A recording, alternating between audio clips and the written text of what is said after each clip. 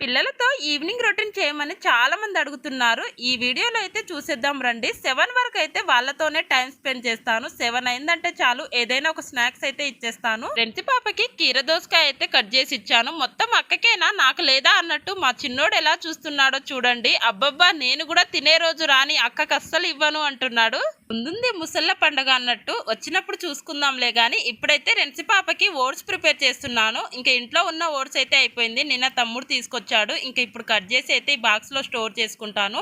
Oats అయితే 2 విధాలుగా చేస్తాను. ఒకటేమో స్పైసీ, రెండేమో స్వీట్. స్వీట్ అంటే మిల్క్ లో వేసి ఫ్రూట్ అయితే వేసి ఇస్తాను. చాలా ఇష్టంగా తింటుంది. రెంటి పాపకి కోల్డ్ ఉంది కాబట్టి స్పైసీ చేశాను. ఆమె కూడా అడిగి మరీ చేపించుకుంది. ఈ రెసిపీ అయితే 1.5 year నుంచి పెట్టొచ్చు. అన్ని వెజిటేబుల్ వేసి చేస్తాను. చాలా బాగుంటుంది. కావాలంటే నెక్స్ట్ వీడియోలో షేర్ చేస్తాను. నా రెడ్జి పాపకి కోల్డ్ బాగా అవుతుందంటే చాలా రెమెడీస్ చెప్పారు. అవన్నీ నెక్స్ట్ వీడియోలో షేర్ చేస్తాను. Thank you.